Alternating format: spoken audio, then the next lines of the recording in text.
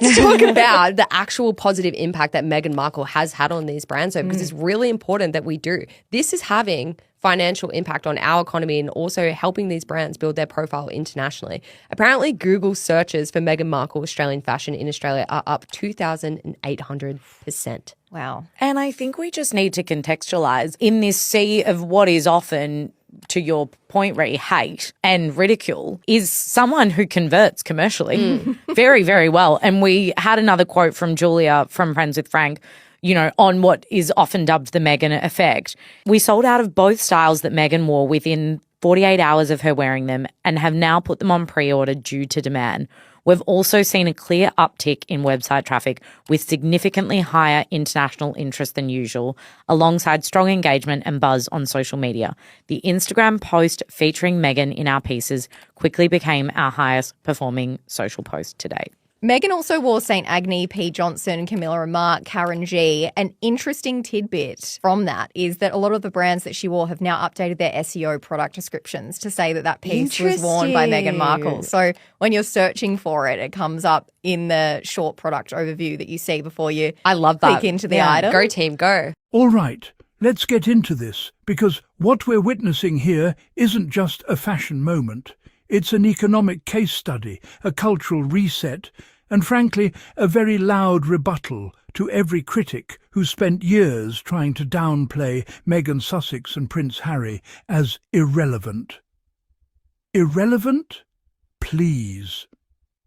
If this is irrelevance, then most public figures would sell their titles, their group chats, and their morning coffee just to get a fraction of this impact.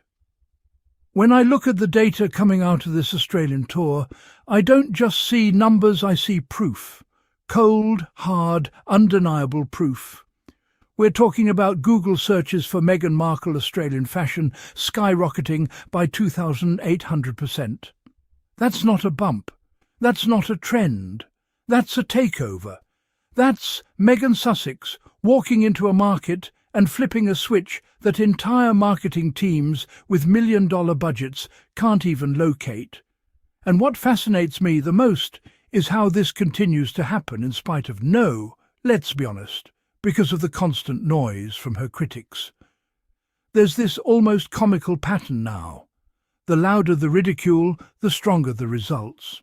It's like every negative headline is secretly working overtime as her unpaid PR intern. Imagine dedicating your energy to tearing someone down, only for them to turn around and generate $51.6 million in media impact value in 4 days. 4 days. Let's really sit with that number. Over $50 million in media value from a visit that wasn't even an official royal tour. No taxpayer funding, no institutional machinery, no palace press office spinning narratives. Just Meghan Sussex and Harry showing up, engaging with people, and boom, entire industries feel it. The Australian fashion sector didn't just benefit, it thrived. And here's where it gets even more interesting. 16 Australian brands featured in her wardrobe. 16! That's not accidental, that's influence with intention. Brands like Karen G, St. Agni, Friends with Frank, Scanlan Theodore, these aren't just labels anymore. They're now permanently linked to a global moment. Their pieces didn't just sell, they disappeared, sold out in hours. Websites strained under demand. Pre-orders opened like floodgates. Karen G's dress? Gone in 2 hours. Generated $1.6 million in media impact in 48 hours. St. Agni? Nearly $1 million in MIV just from one outfit. Friends with Frank? $500,000 in 48 hours, and their best-performing Instagram post ever just happened to feature Meghan Sussex. Coincidence? Not a chance. And I love this little detail, brands updating their SEO descriptions to include worn by Meghan Markle. That right there is the digital equivalent of putting her name in lights, because they know. They know that consumers are searching for her. They know that her association doesn't just elevate, it converts. And not in a vague, abstract way. We're talking about real clicks, real carts, real money. Even seasoned brands used to influence a culture are stunned. Roller's jeans, already worn by global names like Bella Hadid and Sydney Sweeney, called the Meghan effect a hurricane. Not a breeze, not a gust, a hurricane. And that's coming from people who understand virality. So when critics sit there and try to reduce Meghan Sussex to some kind of fleeting celebrity figure, I genuinely have to laugh. Because what we're seeing here is not fleeting, it's consistent, measurable, and frankly unmatched. This is someone who doesn't just wear clothes, she transforms them into economic events. And let's not ignore the strategic brilliance here. The partnership with the one-off platform?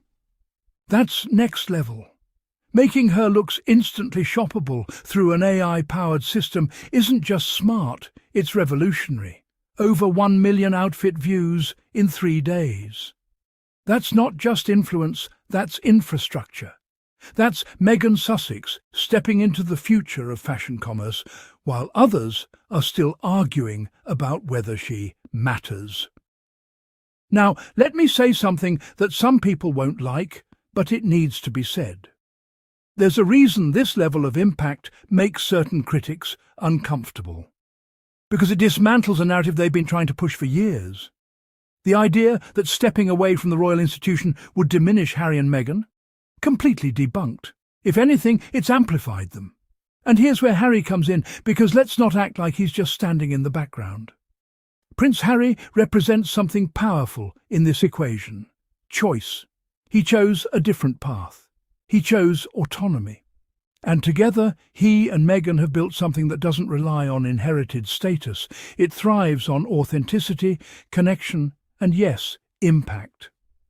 Meanwhile, the same voices who criticize them are now forced to watch as brands celebrate, industries benefit, and audiences engage at a global scale. It must be exhausting to be that wrong, that consistently.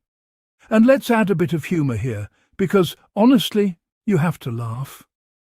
Imagine being one of Meghan Sussex's biggest online critics, typing out yet another think piece about her declining relevance, only to pause mid-sentence because the dress she wore just sold out. Again. Somewhere, a critic is angrily refreshing a website while a sold-out banner blinks back at them like, "Not today." At this point, the Meghan effect isn't even up for debate. It's documented, it's studied, it's monetized, and most importantly, it's resilient. It doesn't shrink under pressure, it expands. What I find especially compelling is how this moment mirrors 2018, but with a twist. Back then, Meghan was a newlywed royal. Now, she's an independent global figure operating on her own terms, and yet the impact hasn't faded. If anything, it's sharper, more strategic, more intentional. That's growth, that's evolution, that's power. So the next time someone tries to tell you that Meghan Sussex is overexposed or not influential, just remember this tour. Remember the $51.6 million. Remember the sold-out collections. Remember the brands scrambling not to recover, but to keep up with demand. Because the truth is simple. Influence isn't what people say about you. It's what happens after you show up. And Meghan Sussex, she shows up and things change. And honestly, I think that's what unsettles her critics the most. Not just that she's successful, but that she's successful on her own terms. That she's rewritten the rules and is winning anyway. Now, before I wrap up, I want to hear from you because this conversation is far from over. What do you think about the so-called Meghan effect? Do you believe the numbers speak for themselves, or do you think critics will continue to ignore the data? And what's your take on how Harry and Meghan have navigated their post-royal journey? Has it strengthened their influence in ways people didn't expect? Drop your thoughts in the comments. I'm genuinely curious to see where you stand on this. And if you enjoyed this deep dive, don't forget to subscribe to Spotlight Daily for more conversations like this, where we cut through the noise and actually look at what's really happening. Trust me, you don't want to miss what's coming next.